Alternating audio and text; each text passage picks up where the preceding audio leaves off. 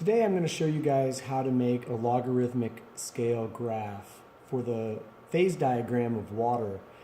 This is for the physical phases of water worksheet, and you want to go to Schoology, go to your homework assignments, go to third quarter, and the physical phases of water is worksheet 61.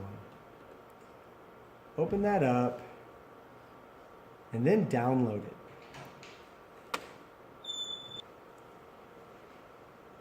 Down here below, you can see where the Word document is. If you click on that, you can open it up. All right, then make sure in the upper right-hand corner, you enable editing, scroll down to the bottom, and you'll see where your data is. The next thing you want to do is open up Excel.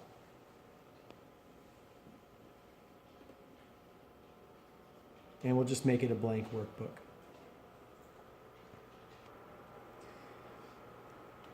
Going back to your data, start with your cursor to the left of sublimation and just highlight all your data. Right-click, copy, go back to your Excel workbook, right-click,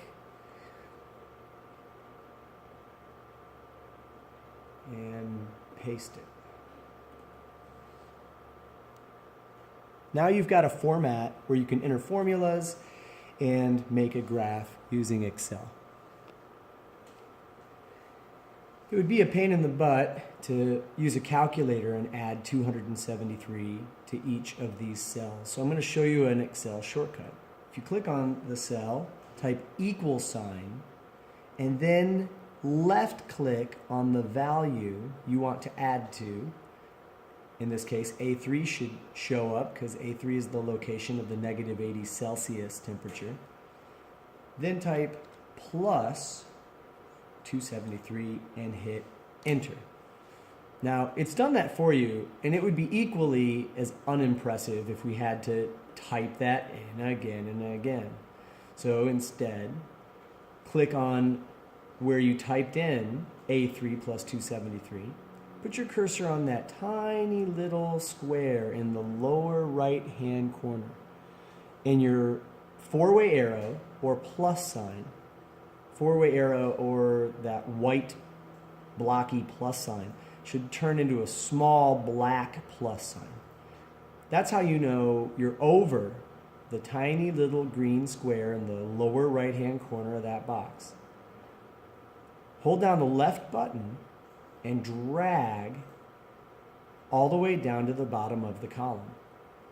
That drags the formula, and Excel knows to adjust the formula for each step. Let's do the same thing over here. Equal sign, click on the value we're adding to, plus 273, enter. Cursor over the lower right-hand little square, drag to the bottom of the column, and all of the math has been done for you. I hope you find this as convenient as I do. Last step, same thing. And now all of our data in Celsius has been converted to Kelvin. Now that we have an absolute temperature scale and not one with negatives, we can proceed to graphing our data.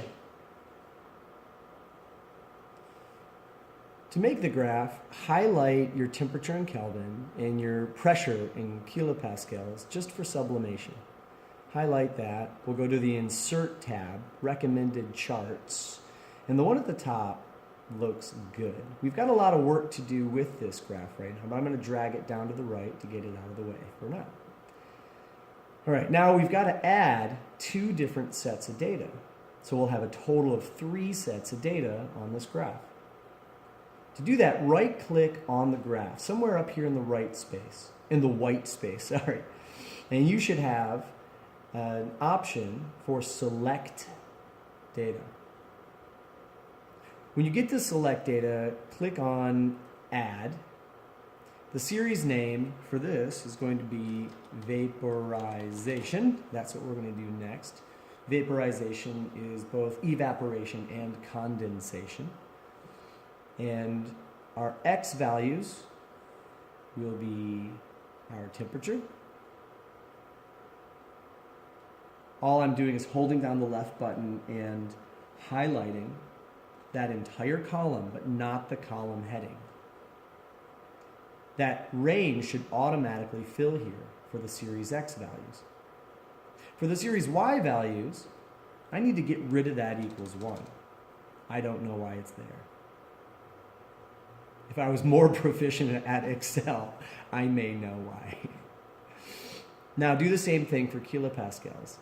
Hold down the left button at the top of the column, drag down until the entire column is highlighted, and click OK. Now one cool thing we can do is go back to Series 1 and edit it. Our series name should be sublimation. And click OK. So now we have sublimation, vaporization, and the last one we need is melting. So let's add another series of data. Type in melting. Drag this box out of the way.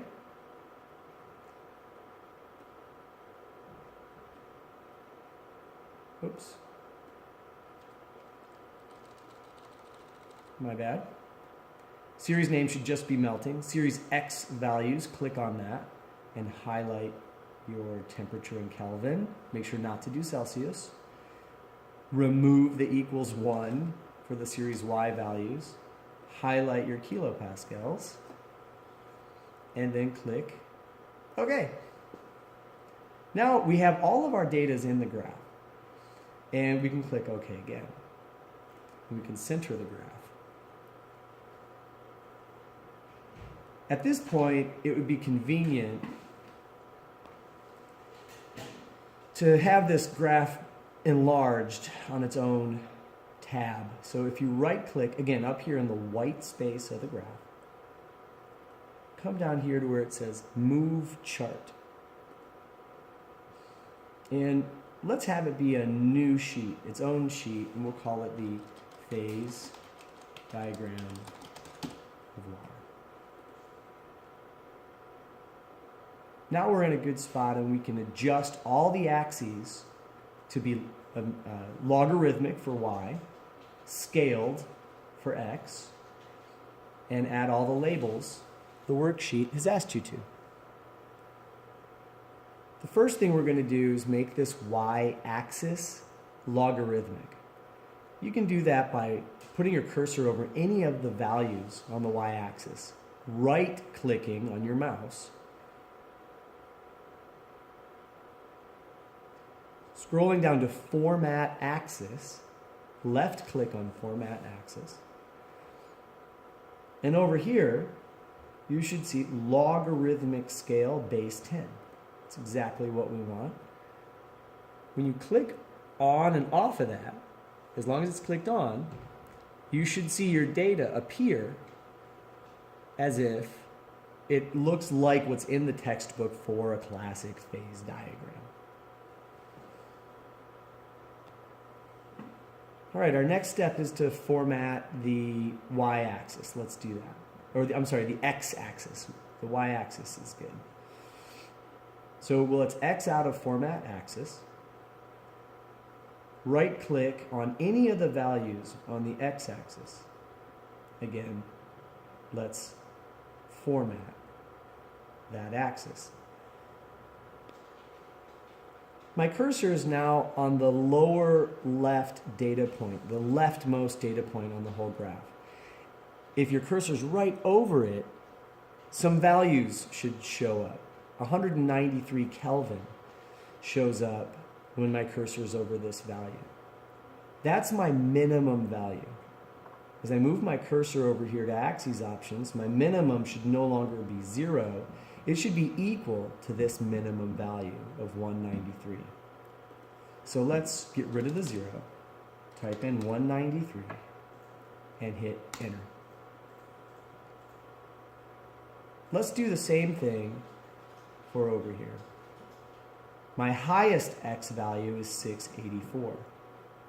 Let's have the graph go all the way to the end. And I'm going to type in 684 for my maximum value.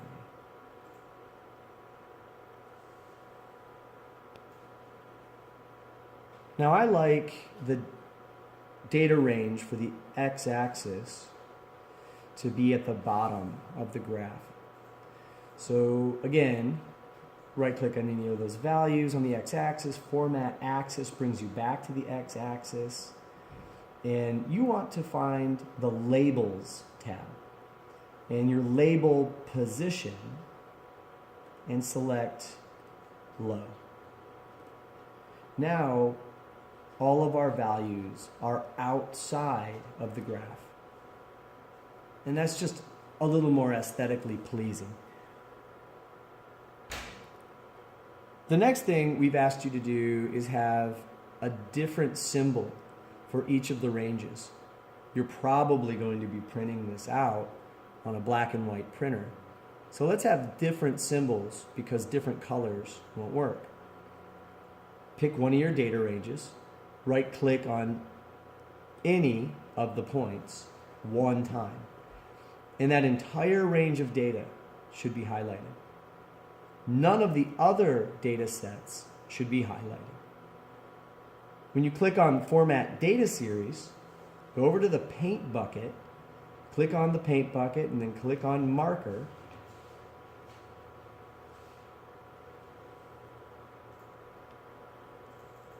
Then right below Marker, it says Marker Options.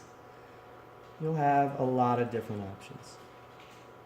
You can even import your own pictures if you'd like. I'm just going to go with squares, circles, and triangles. Make them squares, size them up a little bit so they're easy to distinguish between the other ones. I'm going to do that for the other two data sets now.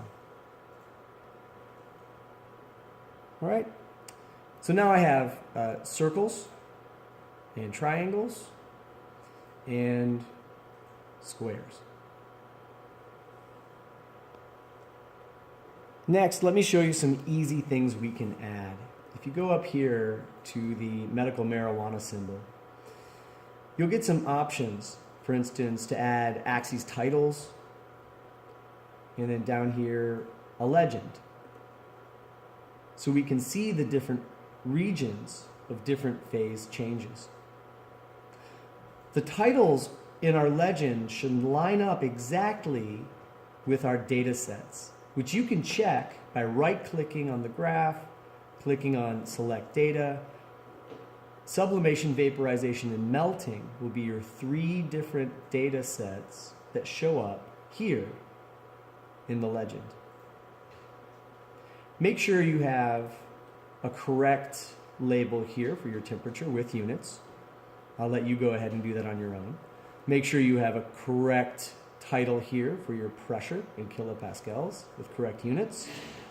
And make sure you have a convincing title of what this is a graph about.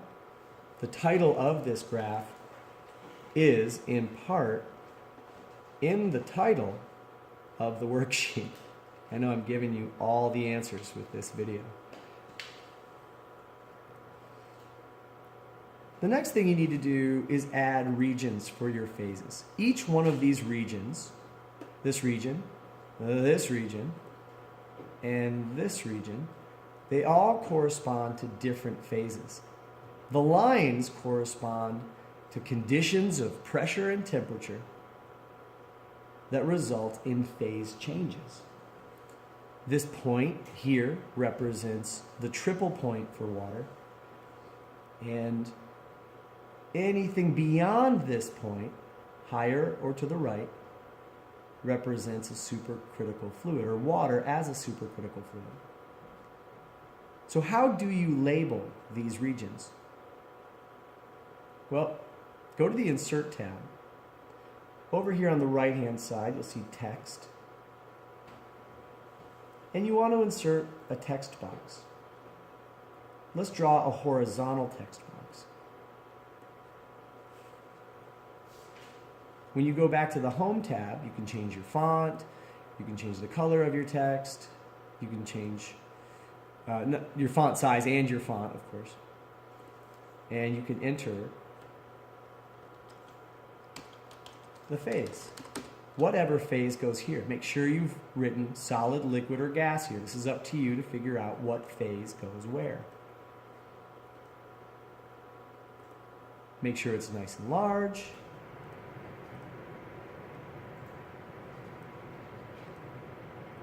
And well placed. Right. Make sure you add all of the phases. Phase here, and a phase here.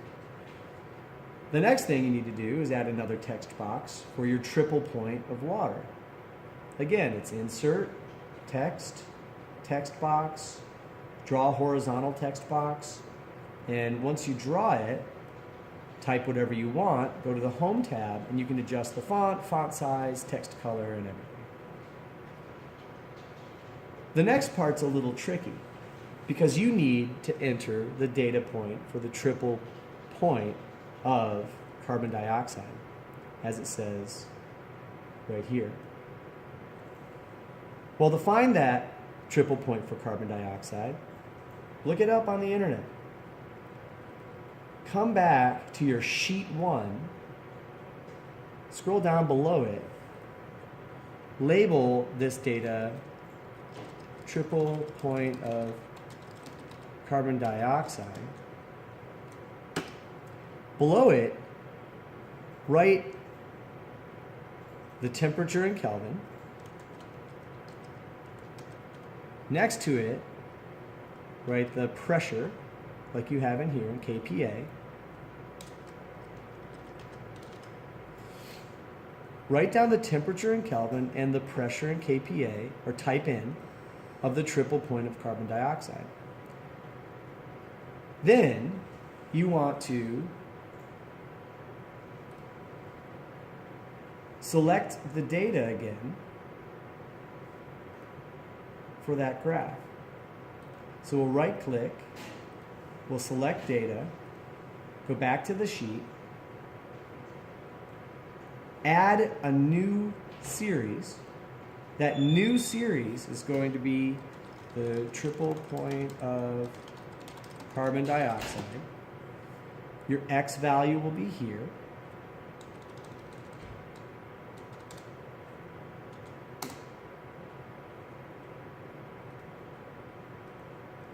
Your X value will be here, and your Y value will be here. This is the data you look up. Make sure you add a data label for that as well. Everyone needs to have their own graph printed for this assignment to get credit. Make sure you've got labeled axes with units. Make sure you've got the phase diagram of water. Make sure you've got the triple point of CO2 correctly placed in each of the phases labeled. Make sure you've got different data point shapes for each phase change line, and you'll get full credit. If you have any questions, come on in and ask, and we'll be sure to help you out. All right, thank you very much. Good luck.